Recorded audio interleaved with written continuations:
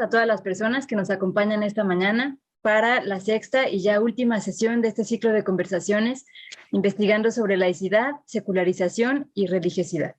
El propósito de estos encuentros consiste en entablar el diálogo con investigadoras e investigadores para abordar los retos que implica estudiar estos fenómenos y procesos y, sobre todo, enfatizando en especial las decisiones conceptuales y metodológicas que le dieron rumbo a los estudios que tenemos el gusto de discutir aquí. Antes de iniciar la sesión de hoy, quiero agradecer muy encarecidamente a quienes hacen posible este evento.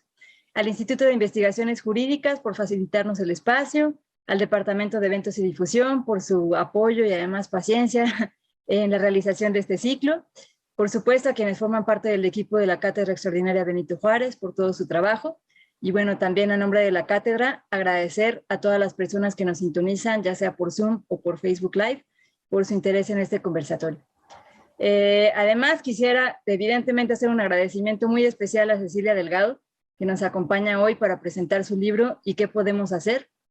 Hábitos e intersecciones entre el campo religioso y política frente a la violencia en Morelos. Bienvenida, Cecilia, muchas gracias de nuevo por estar aquí. Es un gusto inmenso, de verdad.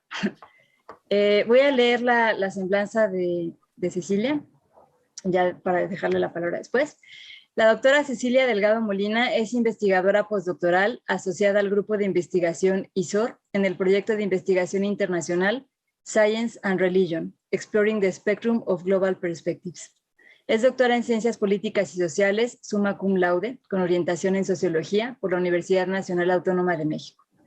Ha realizado estancias de investigación con el Grupo Sociedad, Cultura y Religión del CEIL-CONICET de Buenos Aires, Argentina, y en el Center for Interdisciplinary Research on Religion and Society de la Universidad de Bielefeld, Alemania. Es miembro del Sistema Nacional de Investigadores y ha participado en grupos de investigación del Consejo Latinoamericano de Ciencias Sociales, CLACSO, la Red de Investigadores del Fenómeno Religioso en México, RIFREM, y la Universidad de Utah. Además, fungió como miembro del equipo coordinador del Laboratorio de Observación del Fenómeno Religioso en la Sociedad Contemporánea del Instituto de Investigaciones Sociales de la UNAM. Sus líneas de investigación son Sociología de la Religión, Sociología de la Cultura y las Identidades, Religión y Violencias, Religión y Salud Mental. Entre sus publicaciones más recientes se encuentran Modelos Culturales de Mujeres Católicas de los Activismos Conservadores en Argentina, de 2018, El Campo Religioso y sus interacciones con el campo político en Morelos, Propuestas y Retos para su Construcción, también de 2018, Estudiar el Fenómeno Religioso Hoy, Caminos Metodológicos, que coordinó en conjunto con Karina Bárcenas y Hugo José Suárez, de 2019, y, por supuesto, el libro que nos trae aquí hoy, ¿Y qué podemos hacer? Hábitos e intersecciones entre campo religioso y política frente a la violencia en Morelos, que, dicho sea de paso, además ganó el primer lugar en la premiación a la mejor tesis doctoral en Ciencias Sociales, otorgado por la Red de Investigadores del Fenómeno Religioso en México, RIFRE. Así que, como verán, una trayectoria muy amplia. Cecilia, muchas gracias de verdad por aceptar la invitación y pues por compartir todos sus conocimientos y tu experiencia aquí en este espacio. Ya para dejarte hablar. A ti por la invitación, muchas gracias. No, siempre es un gusto, de verdad. Ya para dejarte hablar ahora sí, nada más quisiera hacer una pregunta que pues es muy general, pero que me parece que es de utilidad para que quienes nos están escuchando conozcan cuál es el núcleo de tus reflexiones. Digamos, el tema central de tu libro es la violencia en el estado de Morelos, pero en particular la respuesta de las personas creyentes y de la Iglesia Católica frente a ese problema. Entonces, la pregunta, como para empezar a dialogar contigo, es ¿cuál es la importancia de ese tema? ¿Cuál es la relevancia de investigarlo? Bueno, arrancaría. Yo creo que esto es importante, hay una parte en el libro que está en el excurso, digamos, que es poner la posicionalidad desde la que estamos escribiendo. O sea, hay una parte en la que los temas son relevantes por muy diversas cosas, pero una de ellas es por nuestra propia posición en el campo en términos generales, ¿no? En la sociología, en las cosas que nos interesan, etcétera. Entonces, yo soy de Morelos, crecí ahí toda mi vida y la vida de mi familia está ligada de diversas maneras a procesos sociales que han ocurrido en el estado a lo largo de muchos años. yo hago una reflexión sobre esto y lo que implica para mí lo que estaba pasando en el estado de Morelos. Como en todo el país, el estado de Morelos a partir de, particularmente ahí diría que a partir del 2010 lo que vamos a ver es una explosión de la violencia social a partir de que la Marina entra a acribillar a los hermanos Beltrán Leiva, al hermano Beltrán Leiva en la ciudad de Cuernavaca, y esto va a desatar una ola de violencia que realmente va a destruir en una buena medida también la economía del Estado, porque el Estado dependía en una buena medida tanto del turismo como particularmente del turismo extranjero, porque había muchas escuelas de español que eran como el espacio donde la principal fuente de ingresos en una buena medida, quienes estaban ahí de manera cotidiana cada año.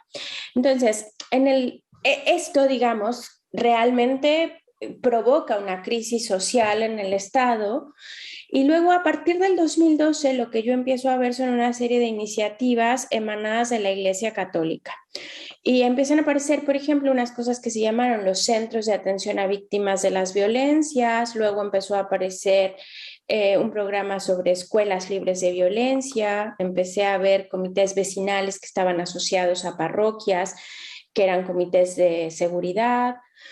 Y para mí, debo decir que en un principio el interés en el caso fue pensar en una cosa que hoy te puedo decir que creo que está muy en el imaginario, ¿no? Como en esta sociología más espontánea de pensar que las religiones tienen como una orientación natural a la paz. Entonces, para mí la pregunta era cómo la Iglesia Católica podía contribuir a partir de estas iniciativas que yo estaba viendo, cómo podía contribuir a la pacificación del Estado, a que hubiera, digamos, otros procesos sociales. Estaba muy en boga hablar todavía, pero digamos en ese momento muy en boga hablar de la reconstrucción del tejido social, ¿no? Y luego en este empezar a ver este asunto, llegó al gobierno en el Estado por primera vez después de, digamos, en Morelos entró con la alternancia igual con un gobierno de acción nacional. Y después va a llegar al gobierno Graco Ramírez, que era un presidente, un gobernador emanado del Partido de la Revolución Democrática, del PRD entonces. Eh, y hay toda una esperanza de lo que va a pasar con la izquierda que llega al Estado a gobernar con una forma distinta de pensar, también una serie de promesas que estaban ahí. Y en el corazón de la campaña estaba el tema de la situación de violencia que estaba ocurriendo. Y Graco Ramírez invita a su gobierno a un sacerdote católico que había estado participando en los programas de las escuelas libres de violencia y que había participado durante mucho tiempo, había sido coordinador en América Latina de Cáritas América Latina, había estado sirviendo en Haití durante la crisis de post-terremoto, etcétera. Entonces, tenía una larga trayectoria de actividad social y de participación en la pastoral social. Y él pide un año sabático separado de sus funciones como sacerdote y se incorpora como secretario del comité que estaba trabajando con lo que había surgido también alrededor del Programa Nacional de Prevención de la Violencia y ahora no me acuerdo exactamente cómo se llamaba, pero es un programa, o sea, porque es de estos nombres largos, pero un programa que lanzó el gobierno de Enrique Peña Nieto y que Morelos tenía identificados los polígonos con mayores índices de violencia y se lanza un programa que va a ser coordinado por este sacerdote como parte del gobierno, ¿no? No como parte de la Iglesia Católica. Entonces, para mí, digamos, lo que estaba pasando ahí, tanto por un lado con las iniciativas de la propia Iglesia Católica al respecto, como con la participación en el enfoque mucho más del ejercicio político y la organización desde el gobierno del Estado, con la participación de este sacerdote, me llamaban mucho la atención. ahí al revés, digamos, pensando qué pasaba con todos los debates sobre laicidad. O sea, ¿qué significaba que un sacerdote católico estuviera participando, no con un puesto, porque no tenía un sueldo? O sea, la manera en que esto se salvaba era que no tenía un sueldo, era un lugar como honorario, eh, que se justificaba por su propia trayectoria, ¿no? Pero que después, en este mismo proceso, él dejó de ser sacerdote, ¿no? Y después buscó un cargo político. Entonces, para mí, digamos, en estas dos coordenadas es que empecé a acercarme al tema y que estaba ahí el interés de pensar los debates sobre dónde están hoy en el contexto de violencia, porque para mí eso era crucial, en el contexto de violencia que está viviendo, en este caso el Estado de Morelos, pero creo que en general México, y se puede pensar en muchos otros contextos, estos lugares liminales que empiezan a aparecer de cómo se reconfiguran las relaciones entre religión y política, y este papel que parece ser que se le adjudica a las religiones cuando aparecen los temas de violencia y paz. Muchas gracias. Bueno, creo que esta introducción deja bastante clara cuál es la preocupación que está de fondo, pero además he de decir que a partir de ahí me surgen muchísimas preguntas y muchísimos comentarios que hacer sobre tu trabajo, porque en el libro haces como una descripción muy detallada del estado de Morelos y de la situación de violencia y cómo se fue modificando, pero también sobre la manera en la que el propio catolicismo se fue modificando en lo local, que me parece también una cuestión pues muy interesante. Y me gusta mucho esto que nos narras ahora, porque suele suceder que en espacios académicos, pues las personas se ponen a decir que el interés surgió de la corriente teórica de no sé qué y la corriente teórica de no sé cuánto. Y digamos, eso es verdad, pero más allá del interés que pueda haber por el concepto de laicidad o por la manera de entenderlo en México o lo que tú quieras, pues la verdad es que también hay un interés personal, ¿no? Una cuestión que te involucra directamente y que te apela directamente. Y creo que esto que has dicho de posicionarnos para plantear un problema es pues fundamental, ¿no? Entonces, no sé si quisieras profundizar un poco más en esta cuestión de la manera en la que el propio catolicismo se ha ido modificando para de ahí ir hilándolo con otras cuestiones. Justamente hoy, esta mañana, teníamos aquí en el ISOR un seminario que estaba discutiendo religión y política en Brasil. Y Jeffrey Players, que fue quien presentó hoy, hacía una discusión de pensar qué es lo que pasaba en Brasil para hablar de la teología de la liberación a Bolsonaro. Y él es especialista en movimientos sociales, no en religión, y justo venía a dialogar con nosotros para pensar como desde la sociología de la religión cómo pensábamos estos procesos. Y yo recuperaba lo que hago en el libro porque me hace total sentido.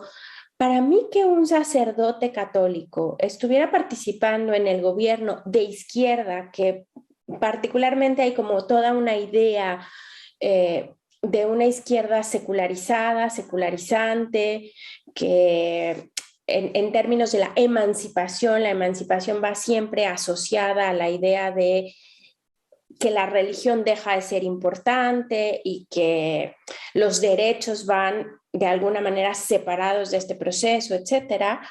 A mí me llamaba mucho la atención que un gobierno de izquierda trajera a un sacerdote católico a ser parte de toda la estrategia frente a la violencia. Pensemos que estamos hablando también del momento en que en Morelos ha surgido el movimiento por la paz con justicia y dignidad. O sea, el movimiento de Sicilia nace en el estado de Morelos, en el contexto, en este mismo periodo del que estoy hablando.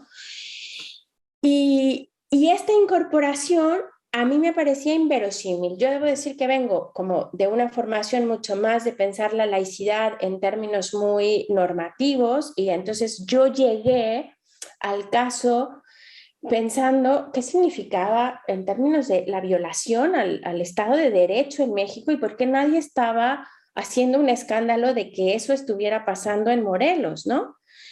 Y a partir de ahí fue preguntarme un poco, ¿esto es posible aquí y no lo es en otro lugar, en el propio país, por algo? Y eso me llevó a 1950, aunque suene muy loco, y a lo que me llevó es justamente a trazar la historia de las relaciones entre religión y política en el Estado, que en este caso coincide con los límites geográficos de la diócesis, que es la circunscripción católica, para ver cómo esto había ido cambiando, porque claro, para los morelenses, para las morelenses, el caso no era escandaloso, porque estábamos muy acostumbradas a la participación de la Iglesia Católica en política. Es la diócesis donde Sergio Méndez Arceo fue obispo 30 años, había participado en los movimientos sindicales, había tenido enfrentamientos, por ejemplo, con Fidel Velázquez como líder de la CTM en los 80s, en los 70s, y había impulsado lo que después quienes han estudiado movimientos sociales en Morelos, por ejemplo, hablan de la leyenda negra en Morelos, que tenía que ver con la fuerza del sindicalismo como una cuna del sindicalismo independiente que se asocia en muchos sentidos a las comunidades eclesiales de base que surgieron en estos procesos durante el obispado de Méndez Arceo. Entonces, esta participación política no parecía extraña en el Estado, a nadie le escandalizaba demasiado, y para mí voltear a ver cómo había sido este proceso me llevó también a entonces construir, digamos, el estado de estas relaciones entre religión y política a lo largo de la historia, y eso me fue llevando a ver los cambios en el propio catolicismo. Es decir, no estábamos hablando del mismo tipo de relaciones, pero tampoco estábamos hablando del mismo catolicismo. Y esto es un debate que yo creo personalmente que en América Latina tenemos bastante puesto de la diversidad, o sea, la idea de que el catolicismo es uno, es la capacidad del catolicismo de ser lo suficientemente flexible para contener en un mismo paraguas nominativo una serie de prácticas y una serie también de creencias que pueden ser bastante diferentes entre sí, que hay unos pequeños puntos de cohesión que tienen que ver con el dogma, pero que después las interpretaciones que de esto se hacen y la forma en que esto se practica, etcétera, contiene muchísima diversidad, que en el mundo protestante pues ha llevado a muchísimos rompimientos. Lo que pasa es que el catolicismo ha tenido la flexibilidad para mantener todas estas cosas adentro. Entonces, de ahí es que fui trabajando un poco en construir estas formas de catolicismo distintas, y esta propuesta, ahí sí que ya hubo procesos de elección teórica. Mi proceso de elección teórica fue posterior, o sea, para mí la elección teórica tuvo que ver con frente al caos que estoy narrando, porque ahora bien siento que estoy narrando todo el caos, o sea, todos estos elementos y que me parecía que no podían estar fuera de la explicación. Es decir, sin la historia no lo podía entender, sin pensar estas estructuras no lo podía entender, pero las personas que estaban yendo a estas manifestaciones, a estas convocatorias, que estaban participando, tenían también sus propias motivaciones. No eran estas ideas.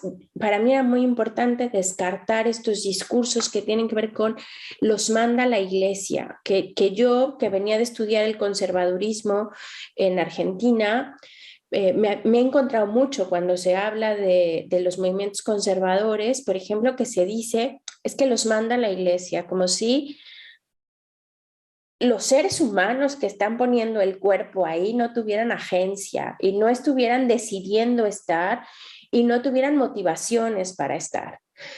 Entonces, para mí todos estos elementos formaban parte, y mi elección teórica, que no fue la más fácil, digamos, en su momento para mí, porque tuve que ponerme a estudiar mucho porque no era lo que manejaba, fue porque lo que traté de buscar era algo que me permitiera incorporar todo esto. Muchas gracias. Otra vez hay otro montón de preguntas y de comentarios que me surgen sobre esto.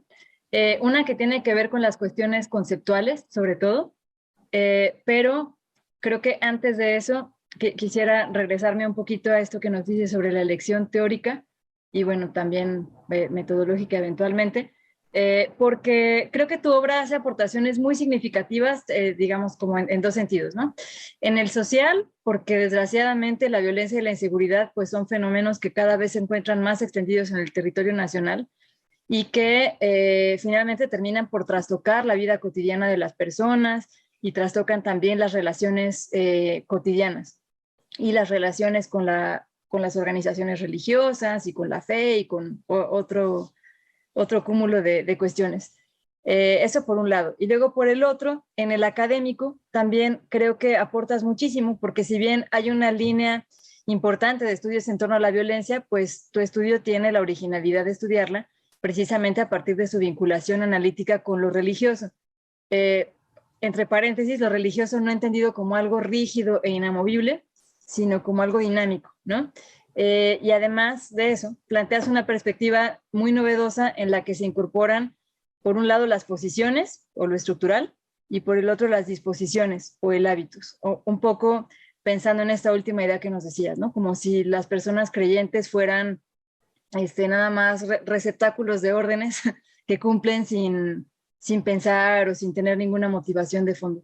Entonces, no sé si podrías profundizar un poquito en esta perspectiva que incorpora posiciones y disposiciones y también platicarnos un poco cómo tomaste esa decisión, porque, pues bueno, como nos decías ahora, ¿no? De pronto hay muchísima información y es difícil pensar cómo ordenarla, cómo interpretarla, cómo analizarla a partir de una perspectiva como esta. Di muchas vueltas, ¿no? El libro es la rehechura en una parte, porque sí que hay una parte que está rehecha de la tesis doctoral.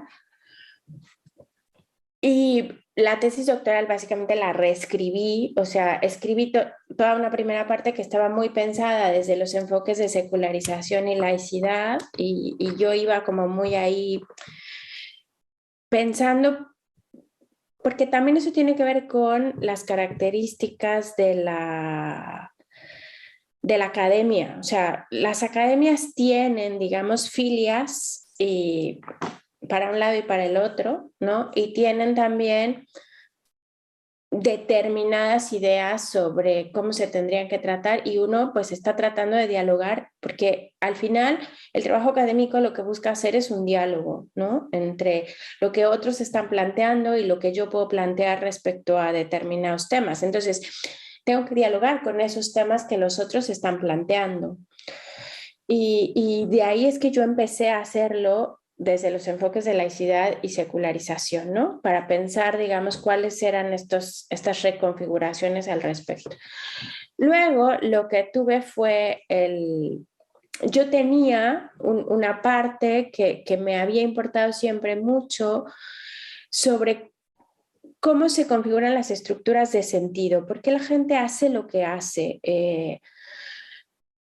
cómo le encuentra significado a lo que hace. Y yo porque al final, para las personas, aquello que hacemos, lo hacemos porque significa algo para nosotros. Y estos significados son compartidos entre algunas personas, pero no son universales ni son uniformes aún en universos que nos pueden parecer.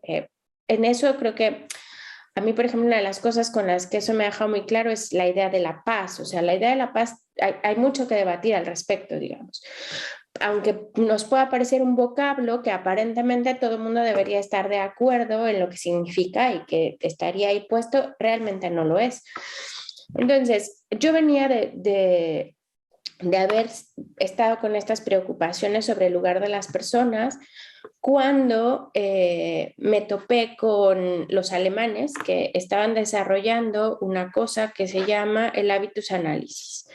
Y Heinrich Schaffer y su equipo en la Universidad de Bielefeld había estado trabajando un proceso de hacer metodología con una cosa que era, bueno, a ver, hablamos mucho de hábitos cuando se habla de Bourdieu y como este concepto que a veces parece un bulldozer, o sea, como que se quiere usar hábitos para explicar todo tipo de cosas y como si el hábitus fuera también, y se le acusa de muchas cosas, porque Bourdieu es un autor que despierta mucha polaridad en algunas academias y luego se le acusa mucho de una rigidez. Yo no comparto esta idea sobre Bourdieu, pero luego entonces, cuando yo conocí al equipo alemán, porque estaban trabajando con otros equipos con los que yo coincidía, topé con esta metodología. Y una de las cosas que ahí me pasó es que yo sí estaba buscando una metodología, vamos a decir, que fuera muy estructurada, porque sabía de mis implicaciones en el tema. Entonces yo no quería producir una investigación que terminara volcando mis simpatías y mis antipatías personales, porque sí que las tengo. Y entonces, claro, y además tenía un lugar, o sea, yo tengo experiencias de haber estado en campo y de haber sido identificada como la nieta de, o... Entonces para mí era muy importante qué posibilidades metodológicas podía tener de aprovechar mi entrada al campo, o sea, que yo sí que quería hacer etnografía porque tenía una entrada muy privilegiada al campo, pero controlar, digamos, en términos metodológicos, qué había ahí. Y esta metodología me ofrecía una alternativa. Luego debo decir que eso abrió una carga de trabajo que no me esperaba, porque en la medida en que yo, o sea, yo no llegué pensando lo que finalmente tengo. No puedo decirte, es que elegí la teoría, porque no, elegí esta metodología porque me permitía pensar cómo las personas, porque lo que se pregunta en la metodología es, ¿qué es aquello que las personas identifican como más negativo? ¿A qué le adscriben estas causas? O sea, ¿por qué está pasando esto? ¿Y cómo se actúa respecto a estas cosas que se observan como negativas? Porque al final lo que se reconoce es la idea de que el hábitus como tal es un concepto teórico que es inobservable. No es cierto que podemos agarrar una cosa que digamos, este es el hábitus. Eso no existe como tal. Lo que es observable son las prácticas. Y al observar las prácticas, también podemos observar, y aquí hay una distinción metodológica entre la lógica de la práctica, que es para los sujetos, por qué hacen lo que hacen, y la lógica práctica, que tiene que ver con lo que se explica de aquí las cosas se hacen de cierta manera. Entonces, esta metodología que es muy al estilo alemán, que les gusta estar como desgranando las cosas muy así, permite trabajar con la observación de las prácticas y con las entrevistas. A partir de entrevistas, observar las interpretaciones y distinguir una cosa que no es fácil cuando hablamos de lo religioso, experiencia de interpretación. Y justamente en la distinción de poder ver cuál es la experiencia y cuál es la interpretación que se hace de la experiencia, es que podemos empezar a ver cuál es la lógica de la práctica. Entonces, yo llegué a esto y cuando me fui a hacer una estancia a Alemania, porque la metodología era bastante ardua para aprenderla sola, y cuando estaba trabajando allá con ellos, para mí hubo una parte de darme cuenta que por supuesto que esta idea del hábitus o esta idea de la lógica práctica no tiene sentido si no es leída en determinadas circunstancias. O sea, la lógica práctica no es lógica práctica en cualquier lado, solo es lógica práctica en el entorno que es capaz de reconocerla como tal y que funciona. O sea, que estos significados por lo que la gente decide, hace, etcétera, solo tienen sentido en ese espacio donde eso puede ser reconocido. Es un poco, si pensamos en el mundo académico, o sea, nosotros tenemos una serie de prácticas, ¿no? Yo recuerdo mucho cuando el propio libro, cuando alguien de la familia te pregunta, ¿y cuánto te van a pagar por el libro? Y uno dice, nada. Y claro, afuera es como, ¿cómo que nada? ¿No? Y claro, en el mundo académico nos hace perfecto sentido. Es una pregunta que no haríamos.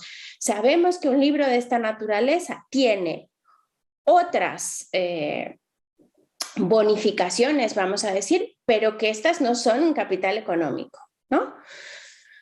Estas lógicas solo se reconocen al interior del mundo académico, ¿no?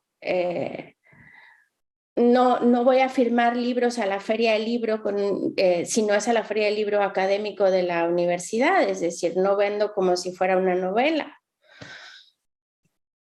Lo mismo pasa con las personas que están haciendo esto. Entonces, para mí, ahí apareció la idea de necesito explicar, en términos bordianos, esto sería el campo. O sea, ese campo es el único que puede reconocer estas prácticas como válidas, como lógicas y como valiosas.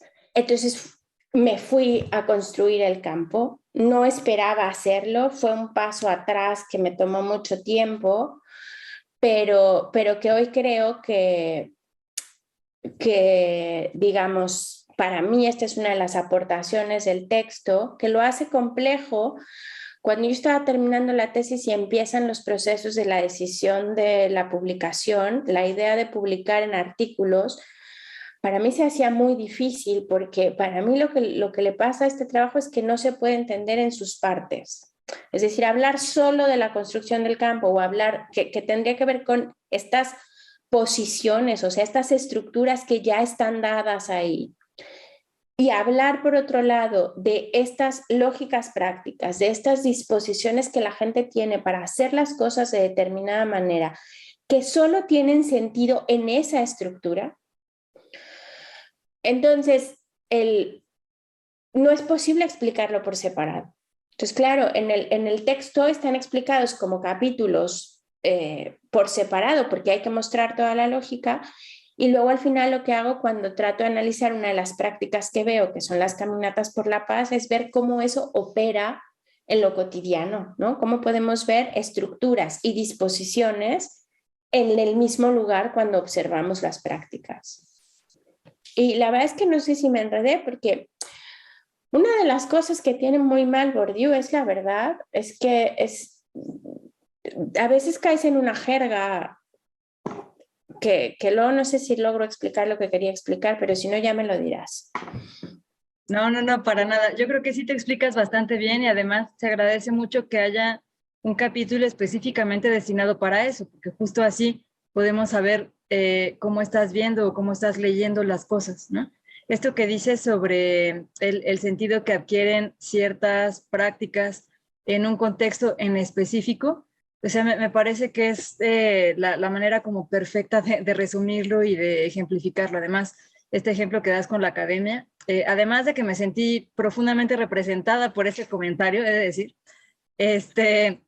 nos ayuda también a entender esta otra estructura o este otro campo del que estás hablando, ¿no?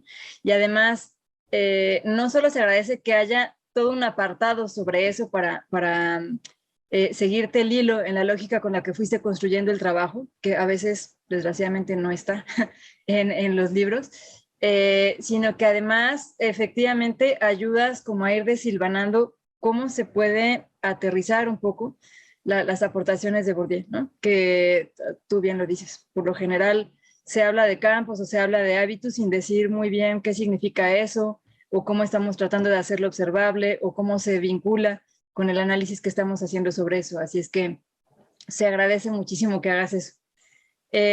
Ahora, volviendo un poco a esta cuestión que decíamos hace un momento de los conceptos. Tú dices en el libro y decías también hace un momento que deseas alejarte de las nociones normativas de secularización y de laicidad. Y honestamente considero que tu estudio aporta mucho también a esas discusiones porque lo que haces es problematizarlas y dar cuenta también de su complejidad, ¿no?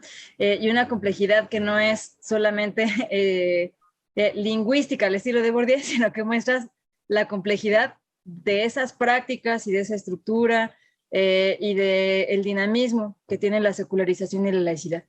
Entonces, por ejemplo, en el caso de la secularidad, es claro que lo religioso no ha desaparecido, no se ha confinado al espacio privado, que es una cuestión que ya hemos discutido aquí muchísimo. Y quisiera saber si puedes también hablarnos un poco al respecto para este caso en particular, si quieres a través de ejemplos concretos como las caminatas por la paz o como tú quieras. Mira, a ver, que yo me quería alejar de laicidad y secularización no era un alejamiento ideológico ni en términos como de no quiero hablar de laicidad y secularización. Yo debo decir que Yo de formación inicial soy de relaciones internacionales. Yo llegué a estudiar religión pensando en los temas de laicidad y de las relaciones entre el Estado y la iglesia o las iglesias y el papel de esto en los procesos estatales, ¿no? O sea, en el sentido más estricto de lo que esto quiere decir. Para mí alejarme de esto es que lo que me pasó cuando me empecé a enfrentar a lo que yo trato, porque yo no sé si lo logro, pero esto que con lo que yo he empezado de decir, esta es mi posición y para mí era importante hacerlo a lo largo del trabajo en términos de poder hacer lo más transparente posible el trabajo que está hecho ahí. Yo debo decir que eso se lo agradezco al equipo que me acompañó, o sea, los profesores y profesoras que me acompañaron en la formación a lo largo de los años, fueron muy buenos metodólogos, muy buenas metodólogas que me obligaron a mostrar que lo importante de una investigación es que podamos decir, así lo he hecho yo, no es que yo tenga la verdad de nada, es solo esta es una forma en la que lo he hecho, esta es la propuesta, para que otros puedan venir a ver que no estoy sacando de un sombrero una conclusión, sino que hay una forma en que he tratado de llegar a esta conclusión y ya está. Dicho esto, porque lo que me pasaba con laicidad es que el análisis me resultaba muy normativo en términos de decir, bueno, pues sí, claro, aquí hay un problema con la laicidad, se está violando la laicidad del Estado mexicano, pero había otra parte de mí que decía, pero es que a esta gente le importa un bledo la laicidad. El presidente municipal va a buscar al sacerdote local para pedirle que haga una procesión por la lluvia. Ya hemos discutido esto alguna vez, esto en la cátedra, o sea, también es que la laicidad tiene un carácter muy centralista, que a nivel federal funciona de cierta manera, pero que luego en los niveles como municipales y luego todavía en las comunidades, en un nivel más pequeño todavía que los municipios, estas lógicas realmente no tienen operatividad.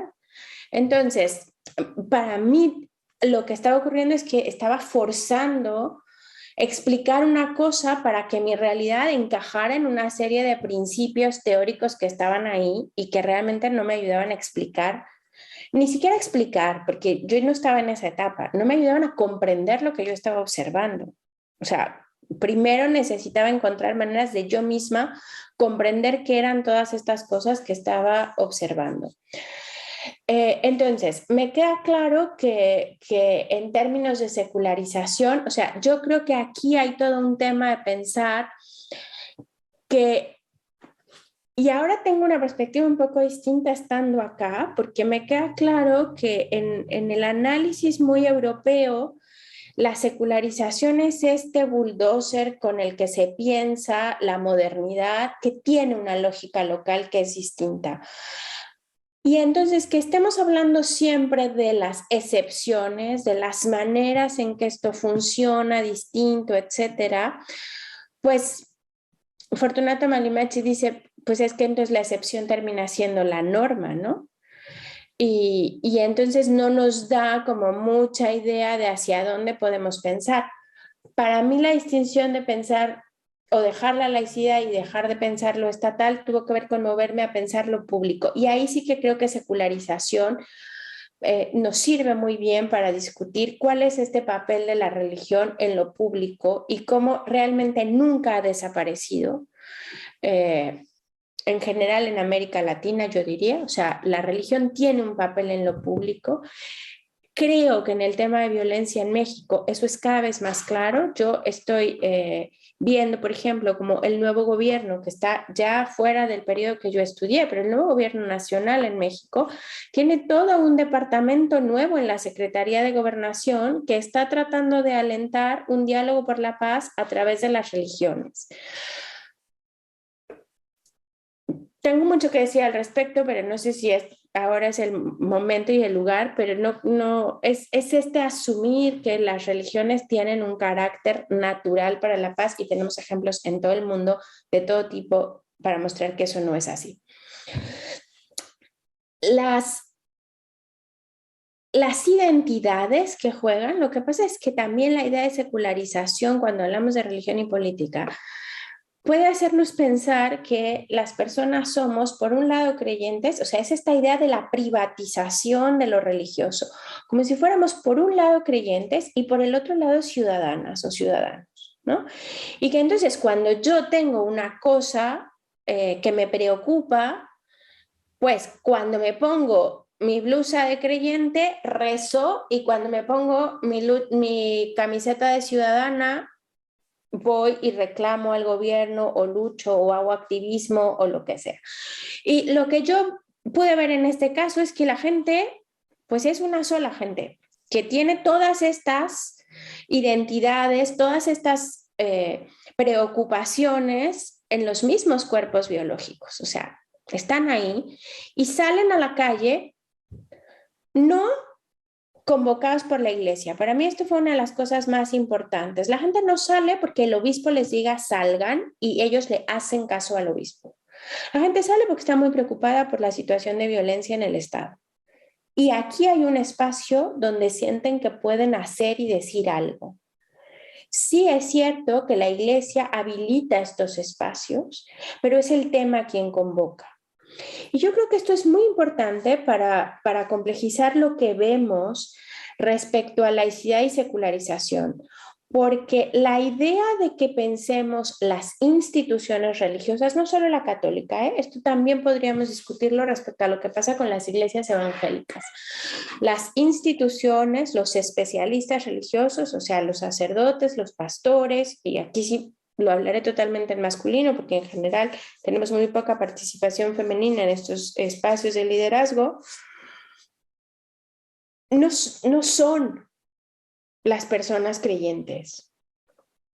Y las personas creyentes tienen otras lógicas en las que lo religioso y sus preocupaciones tienen un lugar, pero no es lo único.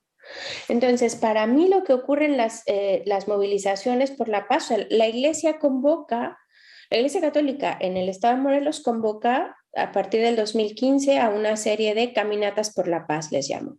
La primera caminata por la paz tuvo 25,000 personas, que en el contexto de un estado como Morelos, que es chiquitito y tal, realmente es una movilización masiva.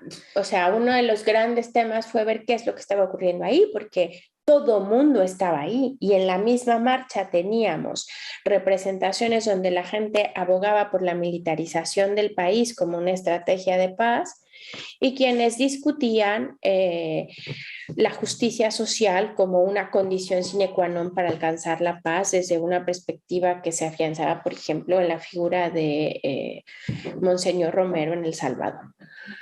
Entonces, estas dos cosas confluían una al lado de la otra en una manifestación bajo el paraguas católico que estaba llamando a la paz. El siguiente año, que se volvió a convocar a esta marcha, había otra discusión política en el momento que era lo que había sacado la Suprema Corte de Justicia de la Nación sobre el matrimonio igualitario y había pedido que los códigos, las constituciones locales se alinearan a esta jurisprudencia y entonces Morelos lanzó la iniciativa de hacer este proceso. La caminata coincidió con este proceso y los temas de género, el discurso de ideología de género, el discurso de paz apareció ahí revuelto todo. Y eso tuvo un efecto. Tuvo un efecto con la cantidad de gente que se separó de la marcha y con la caída de la marcha al siguiente año. Y yo hice entrevistas con la gente que había ido el primer, el segundo año y luego no había ido el tercer año.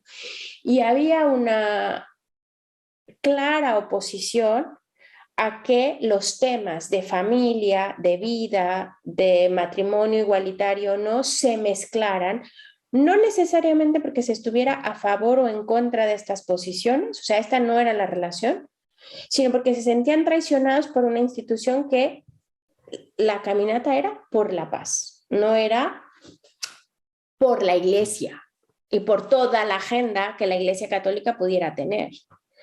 Entonces, yo creo que, digamos, pensar esta idea de que lo religioso tiene un lugar de lo privado En América Latina eso no ha sido así porque además también las iglesias de diversos tipos han tenido un papel para la construcción de derechos, ¿eh? No solamente al revés. Y la gente no ve como una contradicción su ser ciudadana, ciudadano con su ser creyente.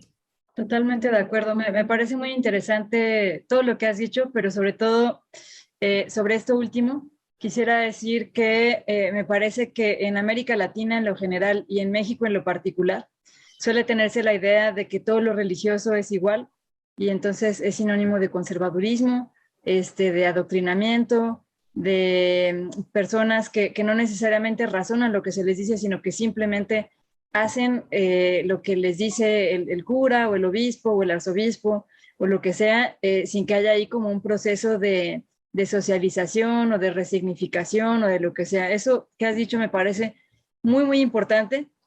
Y lo otro que quisiera destacar es que precisamente cuando se habla de secularización y de laicidad, por lo general, estos conceptos o estos procesos o los procesos que conducen a la secularidad y a la laicidad se piensan siempre en el nivel macro, ¿no?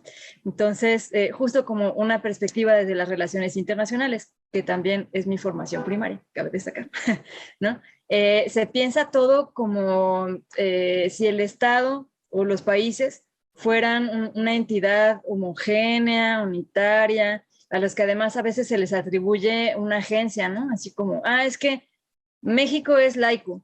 Pues espérame, o sea, no es que sea una persona que pueda decidir ser laica de un día para el otro. Y además, con la complejidad o dificultad adicional de que precisamente tampoco las personas pueden, esto que decías, ¿no? Ponerse la blusa de creyente y luego quitársela para ponérsela de ciudadanía como si fuera tan fácil dividir nuestra personalidad, ¿no? Entonces, todo eso es para decir que probablemente los procesos de secularización y de laicización sí pueden apreciarse en el nivel macrosocial, ¿no? Creo que sería ya complicado decir que, por ejemplo, el caso de México sea una sociedad en la que la religión católica concretamente es el eje que articula el resto de las actividades. En el nivel macro, tal vez no. Pero cuando trasladamos eso al nivel meso o al nivel micro, parece que eso cambia completamente, ¿no? Entonces, creo que esta es una aportación muy interesante que haces para entender estos procesos y estos fenómenos. Ahora, otra cosa que me ha llamado mucho la atención de lo que has dicho ahora es que el régimen de laicidad en México, con este componente normativo que tiene, es bastante rígido en México, ¿no? O sea, la separación entre el Estado y la iglesia, primero en singular y ahora las iglesias en plural en México, es muy rígida en lo que tiene que ver con la normatividad, sin que eso signifique que se respeta pues del todo, ¿no?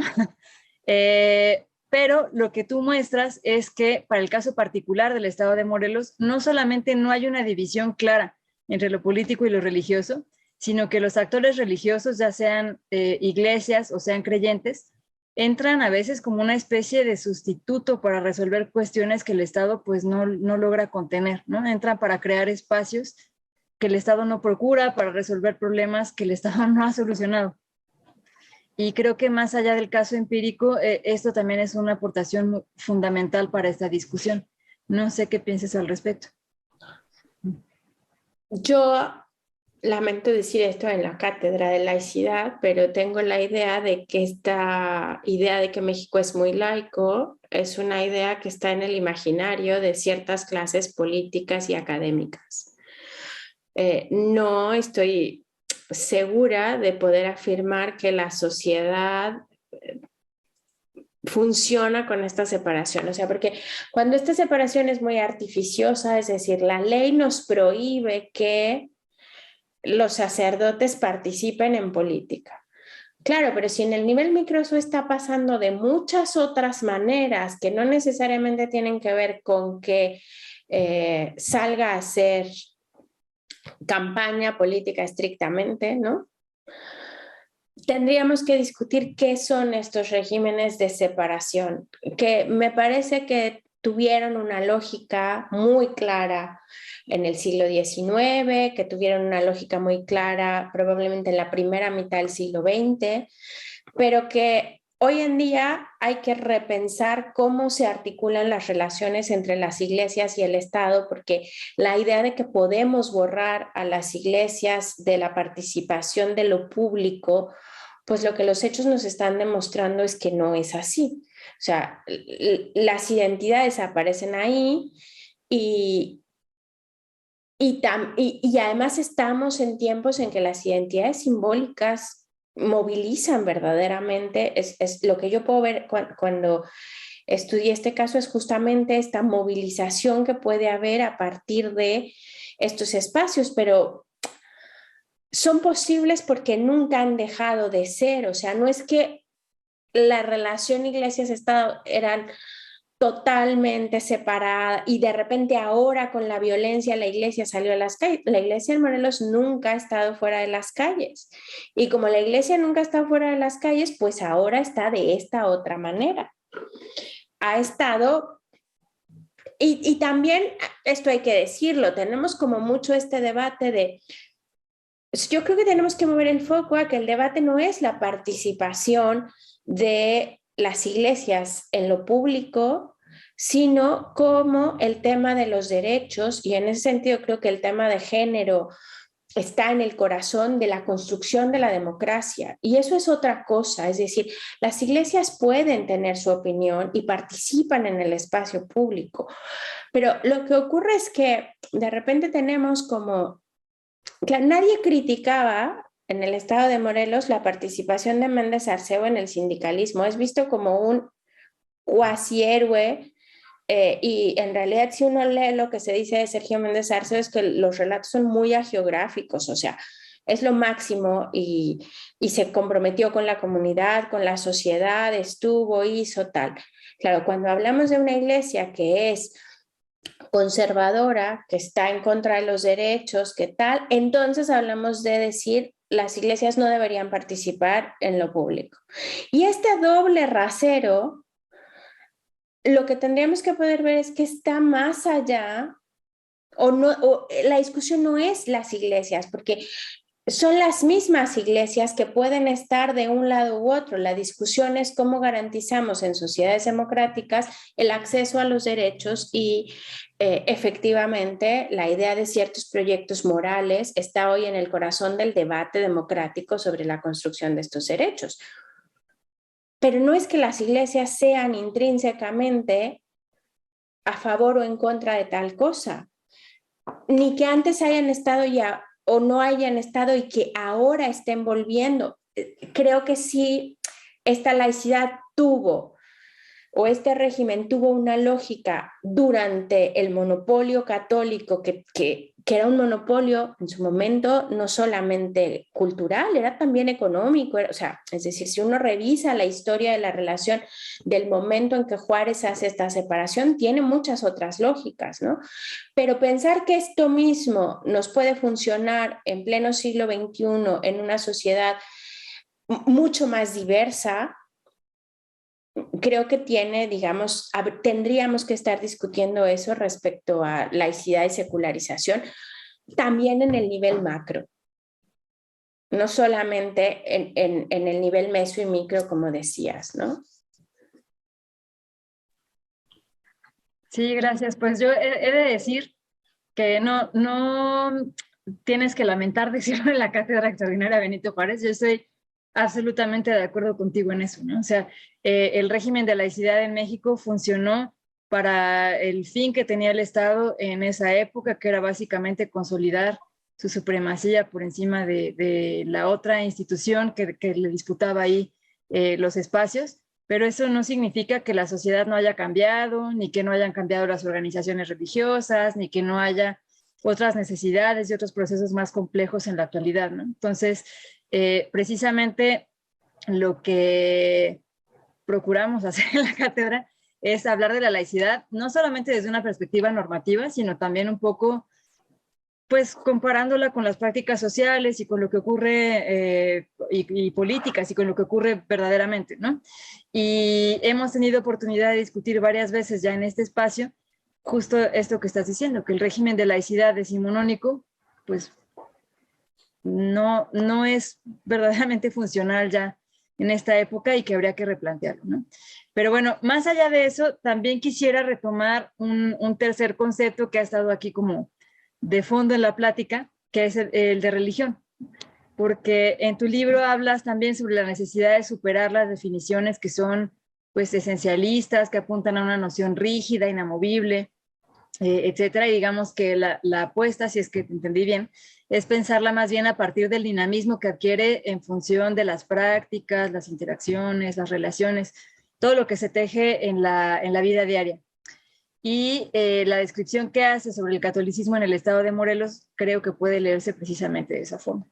Entonces, ¿podrías platicarnos un poco más sobre qué entiendes tú por religión o qué habría que tomar en cuenta sobre lo religioso para entender todas estas dinámicas? Mira, yo en términos de definir religión, digamos, ¿no? Me quedo más con la escuela más weberiana que no lo hace. O sea, la idea de, claro, hay un debate, digamos, largo en la sociología de la religión entre pensar, bueno, ¿por qué vamos? Por las definiciones sustancialistas que nos permitan decir lo que la religión es.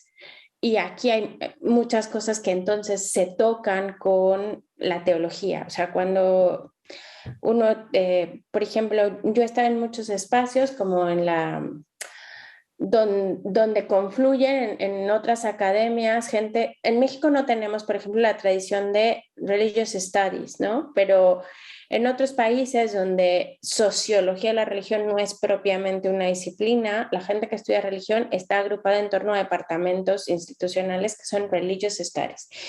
Y en estos departamentos de estudios religiosos confluyen antropólogos de la religión, sociólogos de la religión, con teólogas, teólogos que están también pensando desde estas otras perspectivas. Ahí, digamos, tiene sentido los debates sobre las definiciones muy sustantivistas, o sea, ¿qué es la religión? Y entonces hay que pensar en estas propiedades que tendría una entidad sagrada, y esta entidad sagrada es per se, ¿no? O sea, no necesita de otros para hacer.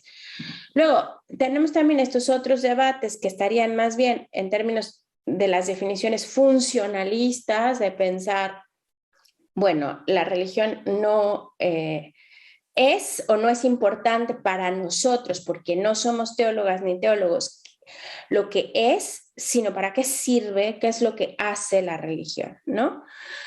Y esto, digamos, tiene también muchas cosas. Hay gente que le critica que eso permite abrir tanto la idea de religión que entonces, por ejemplo, se podría estudiar procesos como las aficiones al fútbol desde una lógica de pensar lo que implica la lógica religiosa, que no creo que es falso, digamos, creo que la sociología de la religión y en general las ciencias sociales de la religión han desarrollado una cantidad de dispositivos teóricos que permitirían también pensar otro tipo de fenómenos. Yo particularmente, digamos, no me interesó demasiado pensar en definir religión, básicamente porque yo no encuentro la utilidad de ese debate.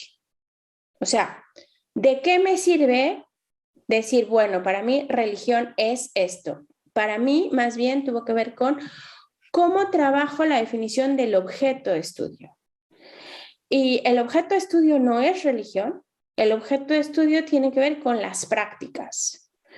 Y digamos, yo hablo de una cosa que construye Hugo José Suárez, de hablar de un modo de observación de lo religioso. O sea, lo que hago es tratar de decir cómo observo esto que es lo que llamamos religioso, a partir de qué tipo de relaciones veo esto que denominamos religioso, sobre todo enfocándome en cómo las personas creyentes encuentran respuestas religiosas en su vida diaria y cómo hay una disposición.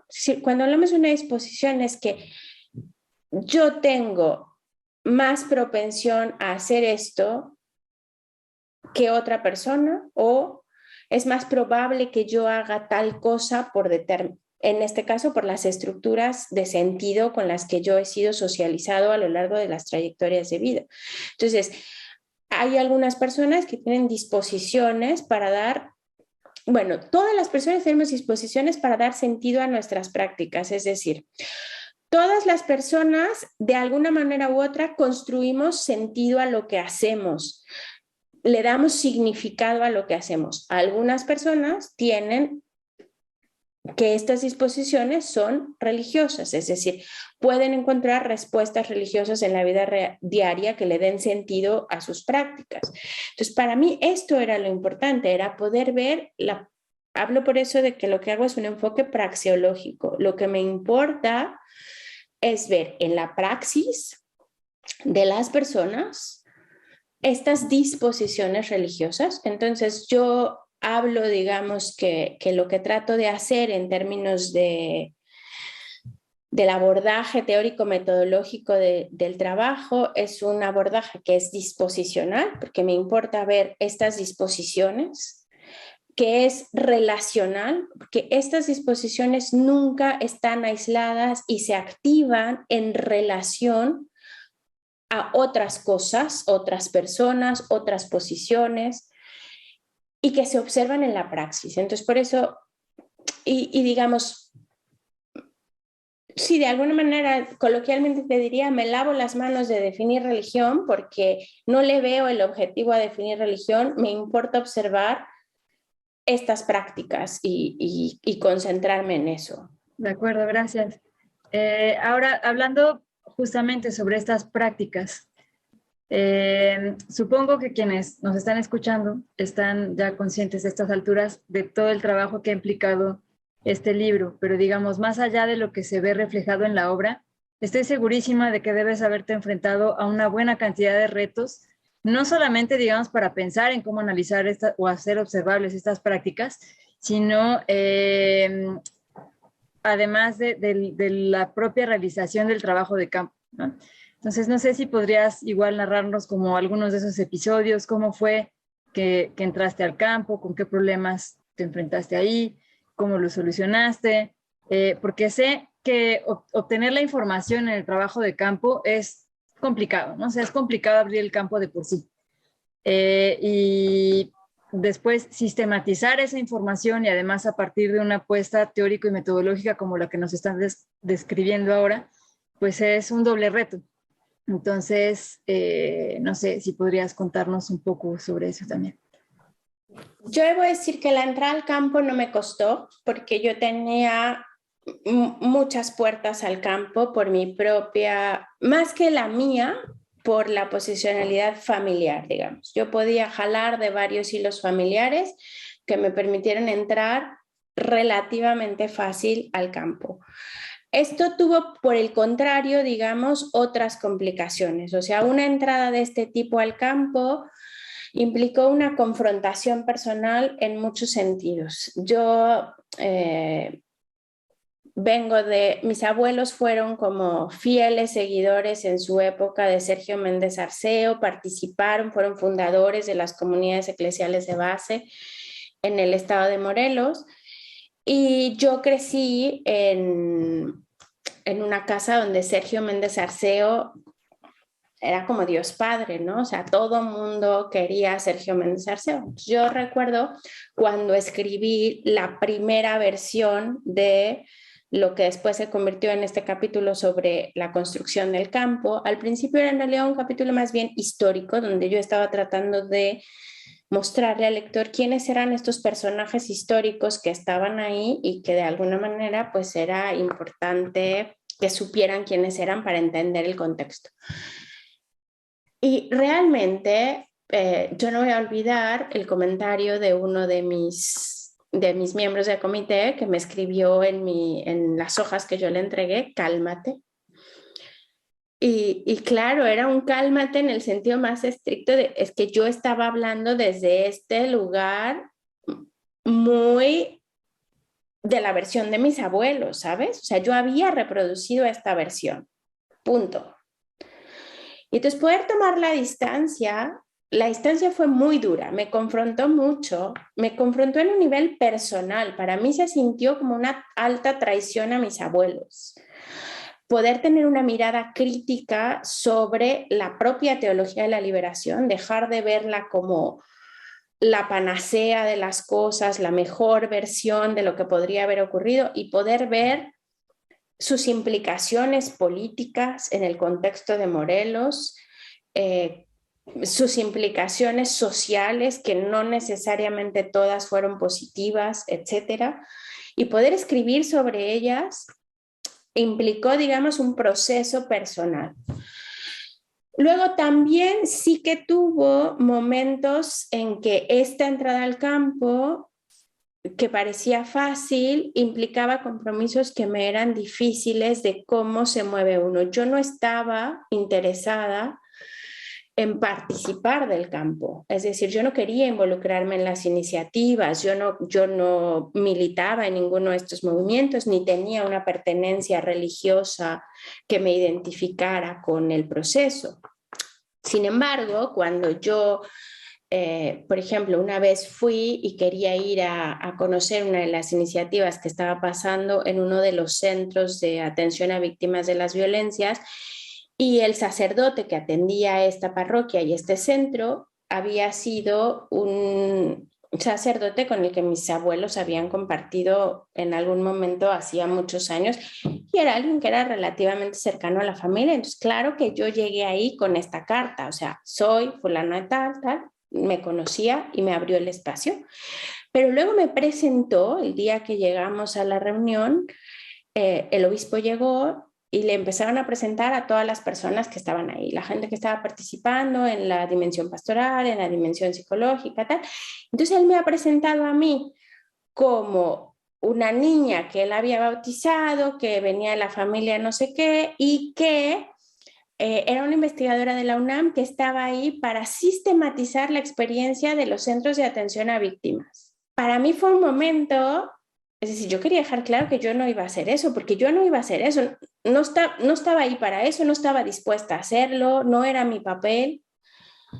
Claro, pensé, si lo digo ahora, me van a correr de aquí, pero si no lo digo, me voy a ver inmiscuida en algo en la que no me puedo inmiscuir, o sea, yo tengo que mantener esta distancia con el proceso. Entonces, cuando hablé, tuve que decir, bueno, no, en realidad sí que estoy interesada, pero no es que yo vaya a sistematizarlo, yo estoy trabajando desde la universidad en mi tesis, tal. Bueno, traté de ser lo más amable posible, pero como estas historias tuve más de una, ¿no? Otra cosa que fue un reto tuvo que ver con lo digital. O sea, hoy ya hemos pasado una pandemia, pero yo estaba empezando a ver esto en el 2015 y el gobernador y el obispo se enfrentaban en Twitter y se decían cosas y se contestaban cosas en Twitter, y yo estaba viendo que eso ocurría, pero no había todavía mucha claridad de cómo manejar esto. Entonces yo tenía claro que yo tenía que incluir Twitter en mi análisis y todo lo que estaba pasando alrededor, pero fue un reto metodológico pensar cómo se trabaja este tipo de materiales y qué se hace con ellos y de qué son indicadores, o sea, qué significan estas batallas, no lo son per se, si no se ponen en la red de relaciones de otro tipo, no tienen sentido. Entonces, lidiar con lo que esto significaba fue un reto también.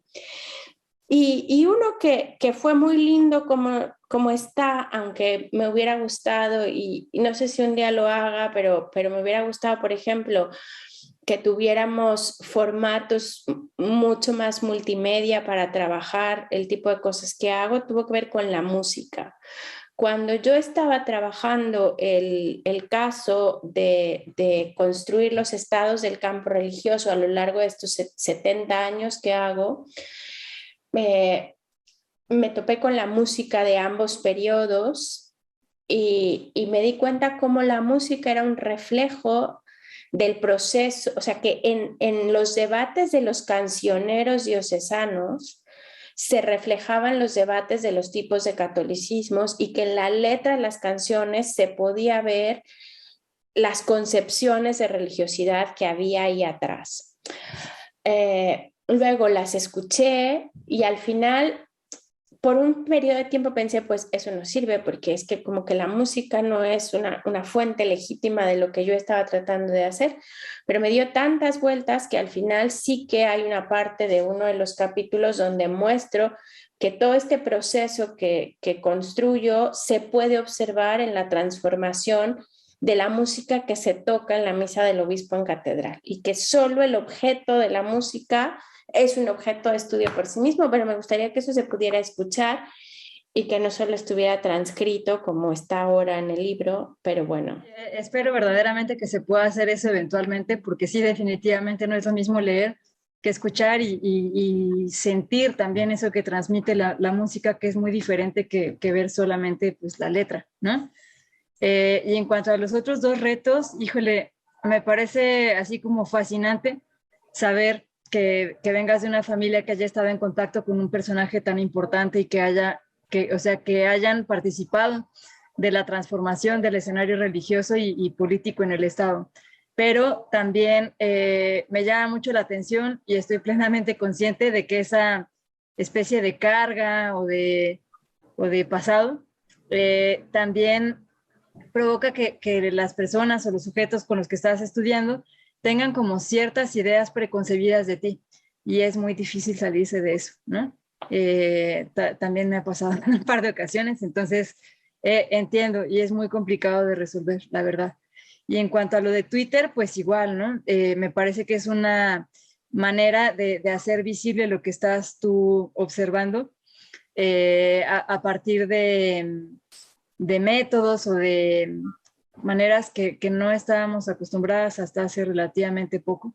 Así que también me parece muy valioso incorporarlo. Voy a hacerte otras dos preguntas y después vamos a dar paso a preguntas y comentarios por parte del público. Así es que si quieren ir pensándolas, pueden ponerlas en el chat, tanto en Zoom como en Facebook Live. Una pregunta que es ya como la clásica, pero que es clásica porque es muy importante, es ¿qué alcances consideras que tiene esta investigación? O sea, ¿qué permite entender, repensar, reflexionar sobre el objeto de estudio? Pero sobre todo, ¿qué nuevas preguntas surgen a partir de este esfuerzo? ¿Sabes? Toda investigación buena termina con otro montón de preguntas sobre todo lo que no sabemos y quisiéramos saber. Mira, para mí, una de las cosas que aporta, aunque no creo que es fácil de abordar porque, digamos, no siempre uno tiene los años y el financiamiento que se puede tener cuando abordas un proyecto doctoral. Pero creo que una de las cosas que para mí es una aportación es pensar la dimensión diacrónica de los procesos. Hoy justamente esta mañana era una de las cosas que discutíamos en este seminario que te contaba con Geoffrey Players, porque, digamos, él que hace este trabajo de pensar de la teología de la liberación a Bolsonaro, ¿no? Y yo le decía, bueno, efectivamente, cuando yo empecé a ver el 2015, 2017, 2013 en Morelos, terminé yendo a 1950, porque había una serie de procesos que son de mucha más larga data y que cuando pensamos lo religioso en términos de cultura, no solamente como en términos de una relación con estas entidades o no supranaturales, etcétera, sino en términos de una red de significados que dan sentido a las prácticas y que entonces podemos hablar entonces de cultura. Estos procesos son de larga data, no son transformaciones que sean inmediatas y muchas veces lo que nos ocurre es que lo que tratamos de observar son tomas fotográficas, o sea, toda investigación es al final la toma de una fotografía en un momento determinado. Y entonces poder incorporar la dimensión diacrónica para entender esta fotografía no necesariamente es fácil, que no es solamente pensar la historia, como una referencia al pasado, de decir, pues este que mencionaron aquí era fulano de tal, que lo que yo traté de hacer es mostrar, cuando hablamos de una dimensión diacrónica, es hablar de construir el proceso de las prácticas desde el pasado, ¿no? Y ver los procesos sociales como esta acumulación histórica. Pues creo que eso para mí es una de las cosas que va ahí, digamos, en las aportaciones de este trabajo. Y yo te diría que para mí la pregunta central que me abrió y que me puso en una discusión que creo que está ahí, no solo en términos académicos, sino también en términos sociales, tiene que ver con la idea de la paz. Como un significante uniforme, hoy te diría, es falsa. Es decir, la paz se utiliza como un vocablo convocante para políticas públicas, para procesos de inclusión y exclusión de determinados grupos o no, para asignación de presupuestos, para iniciativas sociales, como si todo mundo estuviera de acuerdo en lo que paz quiere decir. Y en mi experiencia de investigación es que los grupos involucrados, la paz es una disputa. La definición de paz está en disputa porque lo que entendamos por paz implica el tipo de política pública que se hace al respecto. O sea, justamente esto que yo decía al principio, yo veía aquí confluyendo alrededor a alguien que decía, la paz implica justicia social y esta justicia social implica acceso a recursos básicos de niveles de vida inmediatos sobre salud, educación, etcétera, y quien dice la paz tiene que ver con la militarización, y quien después también aquí trajo, en estas mismas manifestaciones aparecieron discursos que tienen que ver con cómo la paz tiene que ver con la protección a la familia tradicional, heteronormativa, monógama, etcétera, porque este es el lugar donde, y aquí está el otro discurso que aparece socialmente ahí muchísimo cada vez, se protegen los valores, como si la idea de valores fuera una idea aséptica en la que todo el mundo está de acuerdo, son los mismos, etcétera.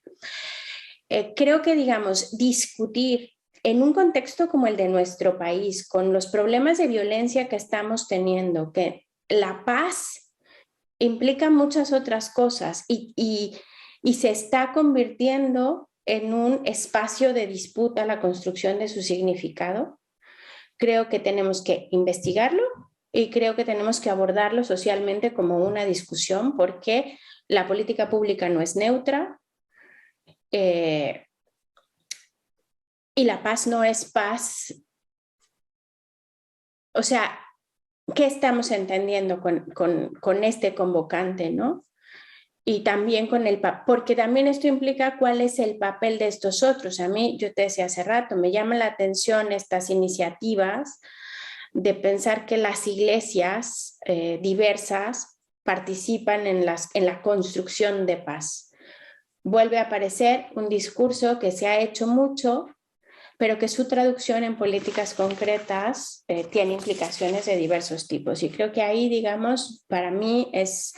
Y la otra, te diría que también abre una discusión de esto que decíamos antes sobre los procesos de laicidad. O sea, creo que encontrar nuevas herramientas para abordar estos espacios, como dice René de la Torre, estos espacios in between, ¿no? Que estos espacios entre medio de religión y política que están ahí, cuyas prácticas están en la cotidianidad, cómo podemos observarlas sin querer verlas como espacios, porque efectivamente, yo una de las cosas que digo es que efectivamente religión y política tienen interacciones cotidianas porque están en lo público.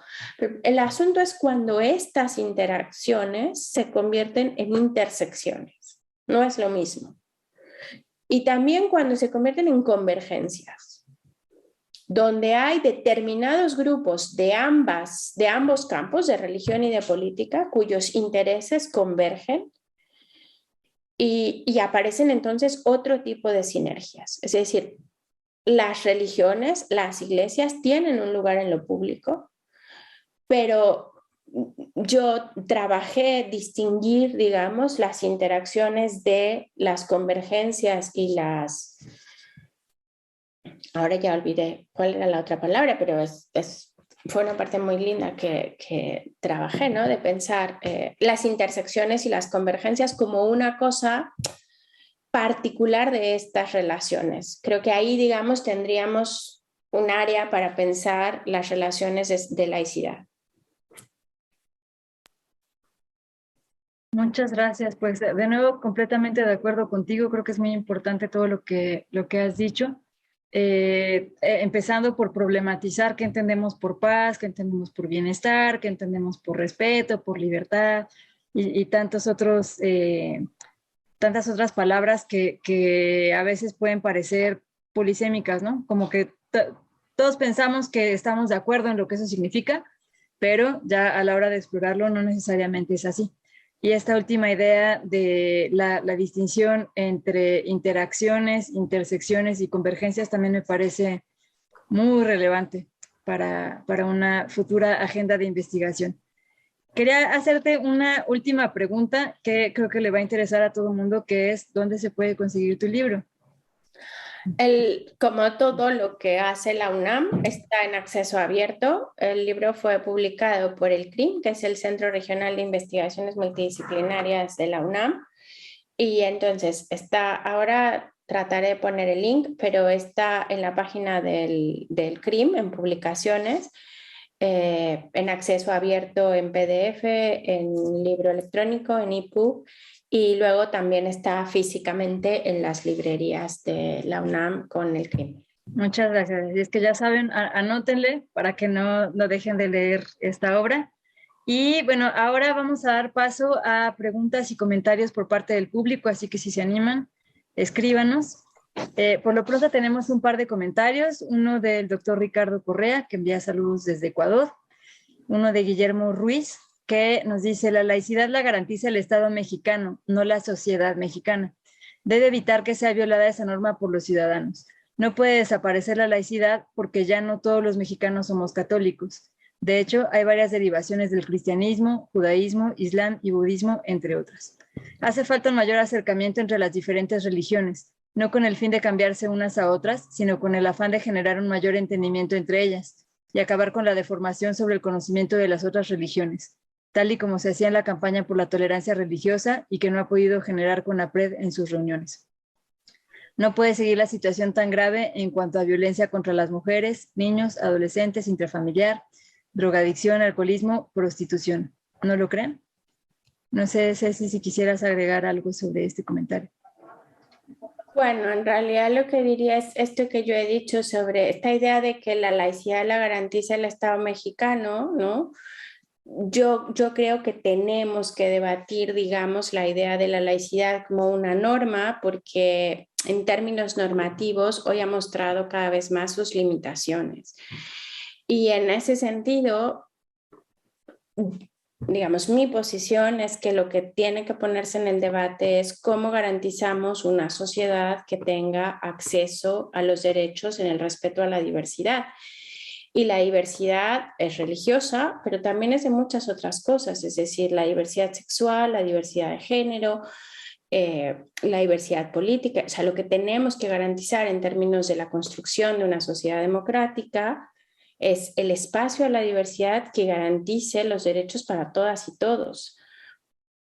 La laicidad es una manera en que eso ha funcionado, pero hay muchos modelos de laicidad. O sea, la laicidad mexicana es un modelo del siglo XIX que tenemos que debatir porque hay otros modelos de laicidad y también tiene sus riesgos, ¿no?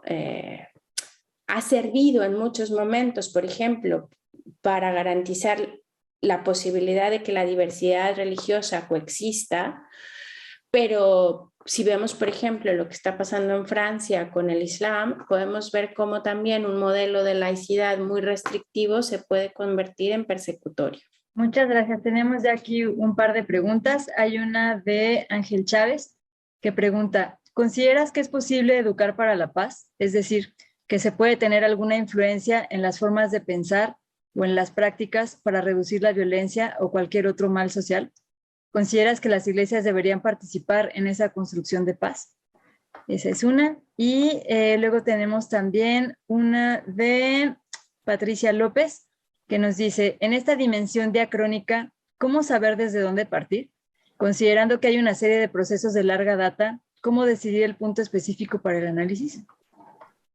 Si quieres, podemos responder esas dos y luego vamos con otras. Primero sobre la paz, digamos, la idea de la educación para la paz es sobre todo, es toda una corriente teórica y metodológica. O sea, que yo no diré no es posible educar para la paz, hay un montón de cosas que nos dicen cómo se puede educar para la paz, y esto tiene que ver con procesos que van sobre el diálogo, la tolerancia y muchos otros procesos. Ahora, que las religiones son naturalmente propensas a la paz, no lo creo. Creo que eso es un error que está de fondo en la idea de pensar que las iglesias deben de participar en los procesos de educación para la paz por el hecho de ser iglesias. No creo tampoco que las iglesias no deban participar en estos procesos por el hecho de ser iglesias.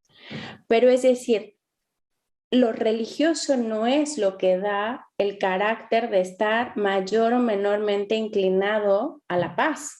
Las religiones en el mundo nos han mostrado que también tienen la posibilidad muy fácil de estar inclinadas a la violencia y ser espacios de violencia aún al interior de las propias congregaciones, en la exclusión. Es decir, la idea de que la religión no está cruzada por los procesos sociales, eso es lo que tendríamos que problematizar. Entonces, la religión no es una cosa que esté naturalmente inclinada a la paz.